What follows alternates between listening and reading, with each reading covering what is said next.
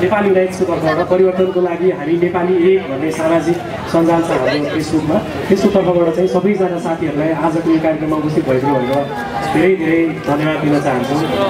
र यो 3 हप्ता अगाडिदेखि हामीले कालमोचन मन्दिर तपाईँहरूले देखिरहनु भएको छ। भन्दा अहिले यसको गुमेको चमकलाई हामीले चाहिँ सबैजना नेपालीहरू संसारभरि छरिरहनु भएन। कसैले चाहिँ फन्डिङमा हेल्प गरेर अथवा कसैले चाहिँ यहाँनिर श्रमदान गरेर चाहिँ 600 जनाभन्दा बढी हाम्रो स्वयंसेवकहरूले चाहिँ दिनै पछि 3 हप्तासम्म खटेपछि मात्र चाहिँ यो चेन्ज आएको हो, त्यसै यो परिवर्तन आएको होइन।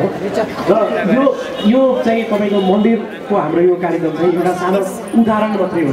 हाम्रो खासमा चाहिँ हाम्रो कार्यक्रमको हाम्रो थिम छ नेपाली युनाइट्स भन्छौँ हामी, परिवर्तनको लागि नेपाली हामी नेपाली एक। यसको केही चाहिँ अभियानको बारेमा म तपाईँलाई थोरै केही कुराहरू भन्छु। हामीले यो किन सुरु गरेको हो भनेदेखि चाहिँ हामी चाहिँ सबैभन्दा सुरुमा एउटा कुरो के क्लियर गर्न चाहन्छौँ भनेदेखि हामी सबैजना नेपालीहरू जुन जहाँसुकैको हौँ, चाहे हामी तराईका, पाहाडका वा हिमालका, हामी जेसुकै लुगा लाउँ, हामी दौरा सुरुवाल लाउँ या आफ्नो आफ्नो परिवेश अनुसारका जेसुकै लुगा लाए पनि हामी नेपाली हौँ। र हामीलाई त्यो अहिले 21औं शताब्दीका हामी नेपालीहरूलाई चाहिँ